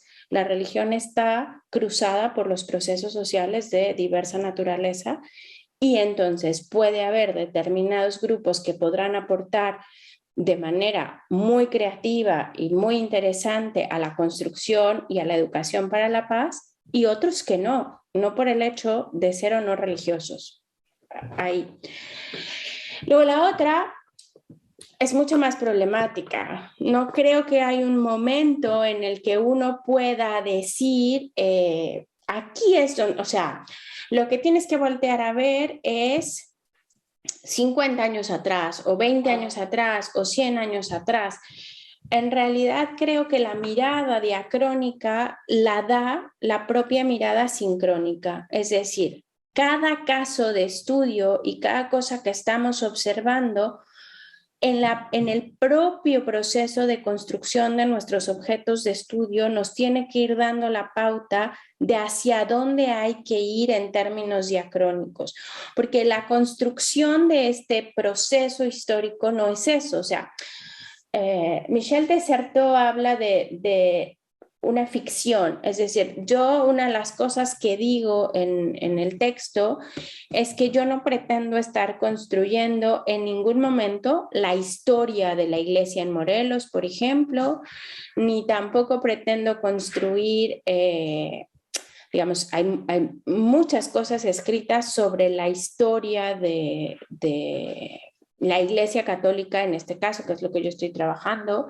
en Morelos. Lo que yo estoy tratando de hacer cuando hablo de una dimensión diacrónica, digamos, tiene que ver con esto que dice más bien de Certeau, que tiene que ver con una ficción que narra y que tiene una intención teórica, ¿no? O sea, hay un proceso a partir del cual estoy construyendo esto que sería el campo en este caso y los estados del campo. Entonces, la pauta de hasta dónde la da el propio problema de investigación, porque ¿qué caso tiene que yo tenga que ir Y el propio problema de investigación no solo, o sea, las limitaciones de tiempo, de fuentes, de financiamientos, etcétera, también forman parte de la construcción del objeto de estudio. O sea, una cosa a veces es, a mí me gustaría ir a ver tal cosa, pero luego no hay fuentes donde pueda ir a ver esto, ¿no? Luego puede ser que sí, pero no puedo acceder a ellas porque tendría que ir a Roma a consultar los archivos vaticanos y no lo puedo hacer. Entonces, eso también, eso no solemos decirlo, es decir, es como si quisiéramos decir que todo lo que queremos está incluido en... No, una investigación está hecho en los límites humanos de lo que la propia práctica académica implica y lo que hay que es decirlo. Es decir, yo creo que lo legítimo está en que uno tiene que hacer explícito que estas cosas están ahí. Yo en el libro no trabajo eso porque lo publiqué antes en un texto sobre hacer trabajar a Pierre Bourdieu en América Latina, que es un texto que coordinaron Hugo José Suárez y Roberto Castro, y ahí tengo un texto sobre la parte más metodológica de construir el campo, donde hablo del acceso a las fuentes y cómo el acceso a las fuentes delimita también el tipo de trabajo que podemos y que no podemos hacer. Muchas gracias. Sí, de hecho, este último que mencionas igual me parece muy relevante porque ya cuando se lee un artículo o un libro de corte académico, por lo general se piensa como que todo fue un proceso muy ordenado, que todo estaba perfectamente planeado y delimitado, ¿no? Y la verdad es que se trata de un proceso que es profundamente caótico, frustrante por momentos, ¿no? En los que tienes que ir acomodando y repensando un montón de cuestiones en función, como dices, del tiempo, de las fuentes disponibles, pero incluso hasta, yo diría, de los procesos intelectuales, ¿no? Todo se va modificando. Entonces, creo que es un comentario muy relevante, además, para este ciclo en el que justo discutimos este tipo de cosas. Hay ya algunas preguntas más. Tenemos una de Alma Rosa Balbuena Delgado. Pregunta, ¿cómo decidió escribir de un tema tan necesario y polémico? ¿Es viable abordar el tema de laicidad sin tener represalias con gobierno o con diferentes creencias?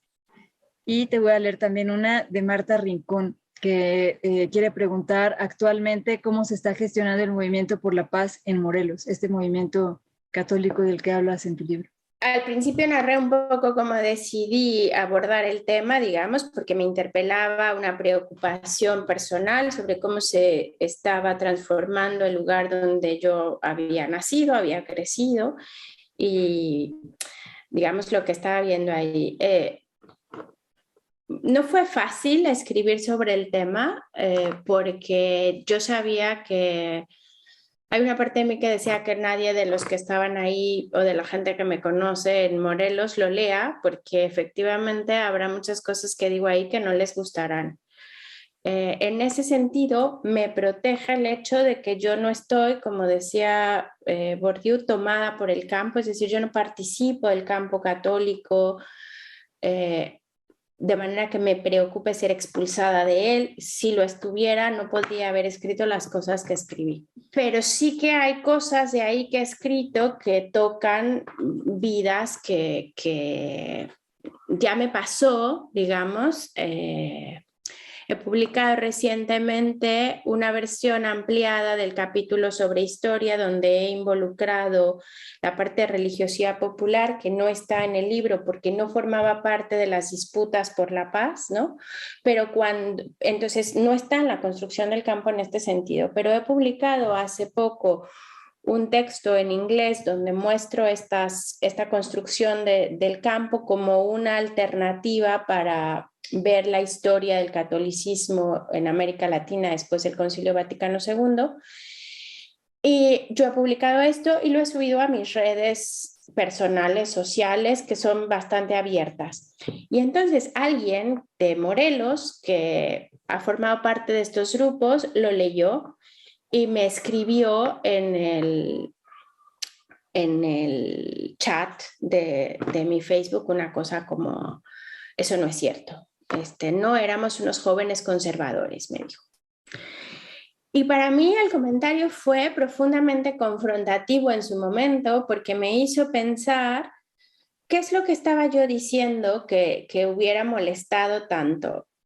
Luego, digamos, agradezco esta formación metodológica porque hay que poder distinguir lo que llamamos las observaciones EMIC de las observaciones ETIC. Es decir, que una persona, en este caso, yo no estoy hablando de ella particularmente, ni la entrevisté a ella en lo personal, pero estoy hablando del grupo al que esta persona pertenecía en un momento histórico y que yo catalogo como conservador. Ella puede no identificarse como conservadora y eso no inhabilita que mi observación sea válida. Mi observación tiene una serie de fundamentos que me hacen decir y que tengo que acreditar por qué estoy identificando a determinado grupo o movimiento como un movimiento conservador. Estas distinciones, digamos, son importantes y yo ahí creo que una de las cosas más importantes tiene que ver con encontrar espacios de diálogo académico donde uno puede confrontar estas cosas y reflexionar, porque no es que uno tenga las respuestas o las tenga hechas o tal. Luego, sin tener represalias con otras creencias o con el gobierno, realmente no lo sé. Luego la vida además me ha llevado a migrar ahora, o sea que hoy estoy menos expuesta en este momento por lo menos a eso. No creo nunca que lo viví así, o sea, yo no me veo en algún momento con miedo de esto, pero sí de los procesos más personales, ¿no? Y luego, perdóname que voy a necesitar que me repitas la otra que no está aquí porque no tomé nota y lo siento. Sí, sí, no, no, no, con gusto. Y gracias por compartir esta reflexión, por cierto. La otra pregunta era, ¿cómo observas en la actualidad este movimiento católico? Perdón, lo observo poco, debo decir porque uno, la primera cosa es que el momento de que termina mi investigación fue muy brutal, digamos, ¿no? Y yo, digamos, toda investigación tiene que terminar en un momento, normalmente dado por los financiamientos, por los tiempos que tengas para la tesis, por los tiempos de entrega que tengas, etcétera. Yo, sin embargo, estaba todavía en un momento muy metida en trabajo de campo cuando en septiembre del 2017, el 19 de septiembre del 2017, fue el sismo de 7.1 grados que afectó particularmente al estado de Morelos, cuyo epicentro estuvo en el estado de Morelos y destruyó muchas de las comunidades. Algunas de estas comunidades fueron comunidades en las que yo estaba trabajando. Gente con la que había entrevistado falleció durante el sismo del 17. Fue personalmente un momento muy fuerte, pero también fue un momento en el que fue muy claro que tenía que cerrar el trabajo de investigación en términos de entrada al campo, porque todas las prioridades del Estado y de la Iglesia, porque la mayoría de los templos, Morelos tiene la ruta de los conventos del siglo XVI, hay muchos conventos del siglo XVI que fueron derruidos totalmente con el sismo del 17, que fueron cerrados, hubo la muerte de mucha gente al interior de los propios templos, entonces la emergencia a la que se enfrentó la Iglesia Católica en el momento del sismo transformó, por supuesto, en ese momento todo lo que estaba pasando en relación a la paz. Y después de eso, sí que en 2019 hubo marcha otra vez por la paz y yo he ido a hacer trabajo de campo porque tenía la intención de tratar de llevar esto más allá de los años que ya la había observado y de tratar de ver el proceso, pero después vino la pandemia. Entonces, las movilizaciones también se desaparecieron en este proceso y en este camino yo recibí la oportunidad de venir a trabajar a la Universidad Autónoma de Barcelona, donde estoy desde hace un par de años.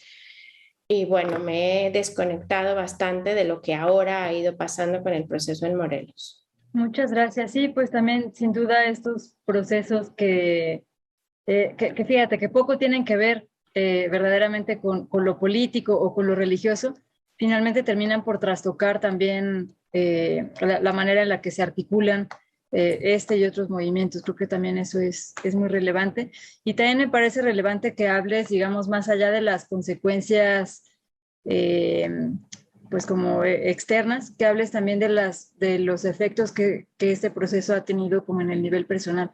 Creo que también es algo que muchas veces se pierde en el quehacer académico, ¿no? Que no se habla de esos procesos personales, pero verdaderamente considero que la investigación no es solamente un trabajo por el que te pagan por libro, sino que es sobre todo eso, una experiencia de vida, ¿no?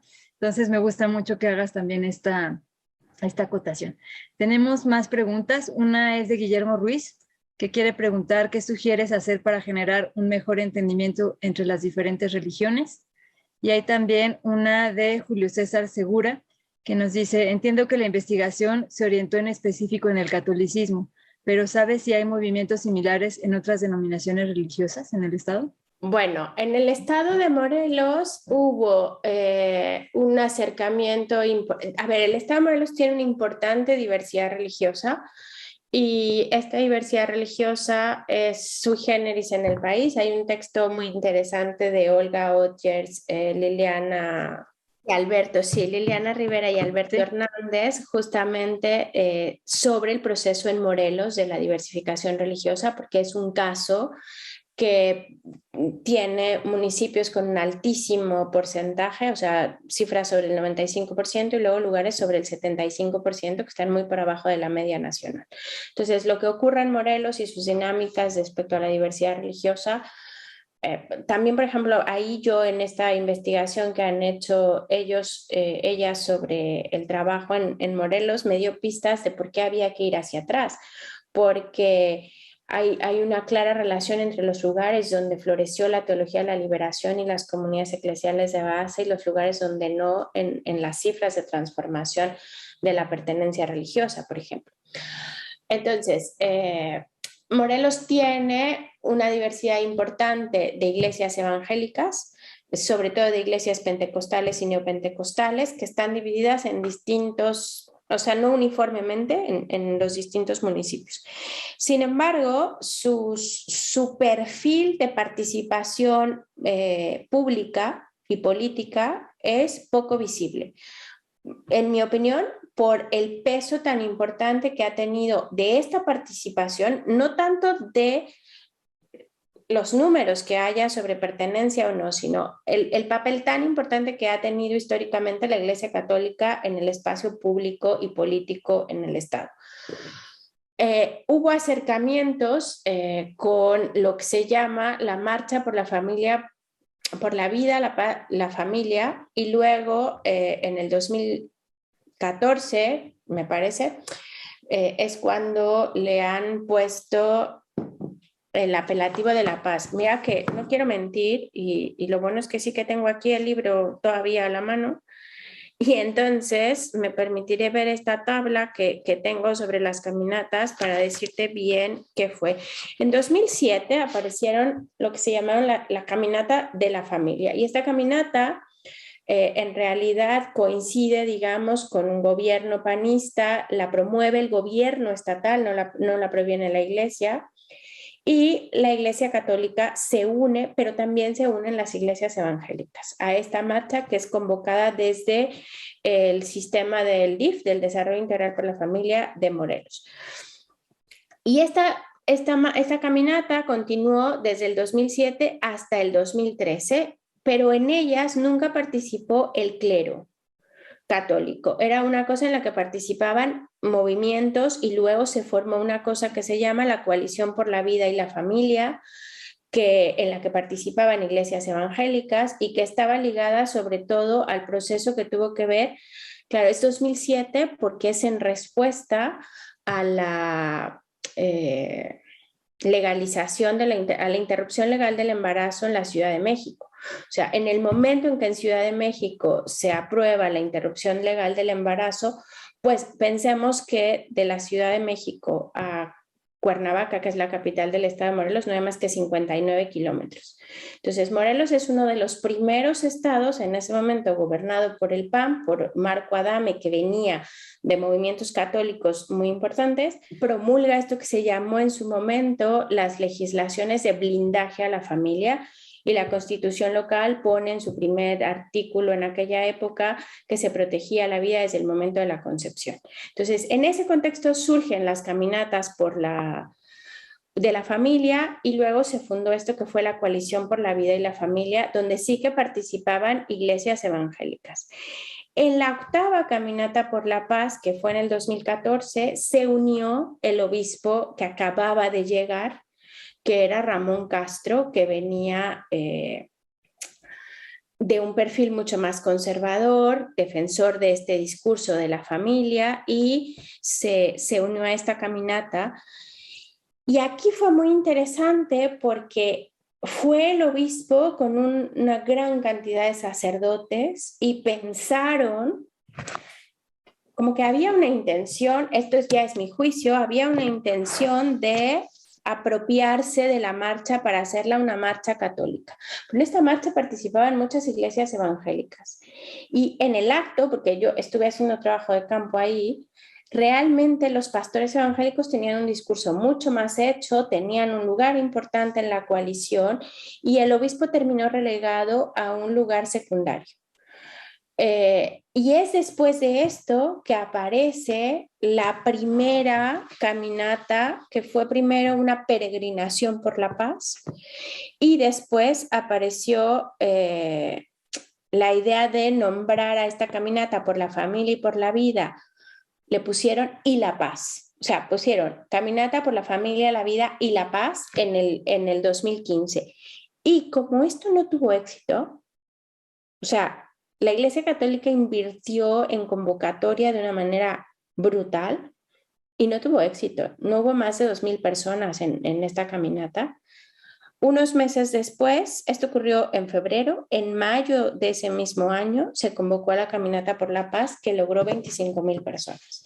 Entonces, la participación de las iglesias evangélicas en el estado de Morelos en este tipo de manifestaciones ha estado más, hasta ese momento, circunscrita a estas iniciativas que tenían que ver con los temas de el discurso de vida, familia, oposición al aborto, etcétera. Muchas gracias. Esto último me parece muy interesante porque también habla sobre esto que decías casi al inicio de la presentación, de cómo las personas creyentes tienen también una cierta agencia y no necesariamente se sienten como representadas o hacen exactamente lo que diga el cura o el obispo o etcétera, ¿no? Ya estamos un poquito ajustados de tiempo, pero te voy a leer otras 2 preguntas que tenemos aquí. Una es de Sergio Olvera, que nos dice: la diversidad religiosa puede verse en las diferentes denominaciones, pero también al interior de cada una. ¿Podría mencionar las tendencias o ramas que existen en el catolicismo? Esa es una. Y la otra es de Irma Salazar, que nos comenta que no está segura de haber entendido la diferencia entre interacciones, intersecciones y convergencias. Y si puedes explicar, por favor. Gracias. Bueno, a ver, la diversidad de catolicismos es muchísima, no pretendo ahora abordarla toda. Lo que les puedo contar más bien tiene que ver con lo que yo hice. Yo lo que trabajé en el libro, digamos, son 3 tipos de catolicismo, porque son los tipos de catolicismo que yo podía apreciar tanto en la construcción histórica como momentos importantes de la disputa al interior del catolicismo en Morelos, como sus manifestaciones después en estas caminatas por la paz que son, digamos, en donde he hecho trabajo. Entonces, por un lado está lo que identifico como un catolicismo de la opción preferencial por los pobres. Yo evito utilizar identificarlo como teología de la liberación, porque hablar de la teología de la liberación tiene que ver sobre todo con una posición ya más intelectual de cómo los análisis y los teólogos hablan del movimiento que ocurrió, pero desde la perspectiva de los creyentes, digamos, la gente no te habla de la teología de la liberación, sino habla de la opción preferencial por los pobres. Entonces, trabajo esta idea de la opción por los pobres, luego trabajo otro tipo de catolicismo que tiene que ver con lo que llamo el catolicismo emocional, que está identificado de alguna manera con movimientos eclesiales como la renovación católica carismática en el Espíritu Santo, pero no solo en la renovación carismática. O sea, hay otros movimientos de corte emocional y trabajo con otros. Y finalmente los conservadurismos católicos, ¿no? Entonces, esos son los tres tipos de catolicismos que yo identifico en el caso morelense. Totalmente de acuerdo en que hay una gran diversidad. Luego, sobre las convergencias y lo que yo digo es que religión y política necesariamente tienen siempre interacciones en el espacio público, ¿no? Es decir, porque aparecen, digamos, ahí de una manera, simplemente porque en el espacio público van a aparecer opciones políticas que crucen, incluso con cosas tan simples como hay una fiesta patronal y hay que resolver los permisos, hay que resolver si se pueden o no cerrar las calles. Este tipo de cosas forman parte de esta cotidianidad de interacciones, ¿no? Pero lo que yo digo es que estas interacciones en algunos momentos pueden ser momentos o pueden ser espacios, hay luchas o intereses de ambos campos, o sea, hay luchas o intereses tanto de religión como política que en un momento se encuentran. Y ahí, cuando hablo de estos encuentros de intereses o de luchas, porque pueden ser para aliarse o puede ser para pelearse, es cuando hablo de intersecciones, ¿no? Y luego distingo también, digamos, hablar de convergencias, porque ahí sí que hablo cuando lo que hay es un objeto común en disputa. Entonces, alrededor del tema de la paz, religión y política convergen. No tienen que estar de acuerdo, algunos actores están de acuerdo, algunos no, pero la paz es un objeto de disputa, por eso hablo de una convergencia. Muchísimas gracias. Creo que con esto queda también mucho más claro. Y bueno, pues ya estamos ahora sí sobre el tiempo, pero una vez más quisiera agradecerte muchísimo, Cecilia, por tu tiempo, por la disposición, para además platicar de una manera como tan, pues tan libre, tan, no sé, tan bonita, ¿no? Gracias por dialogar con nosotras, con nosotros. Y pues también, obviamente, a las personas que han estado escuchando esta conferencia y el resto de las sesiones, les agradecemos muchísimo por el interés que tienen por las actividades de la cátedra. Este es ya el cierre de nuestro ciclo de conversaciones, pero esperen próximamente nuevos eventos que serán ya no en modalidad virtual, sino en modalidad híbrida, si es que las condiciones sanitarias lo permiten. Muchísimas gracias de nuevo y nos vemos pronto.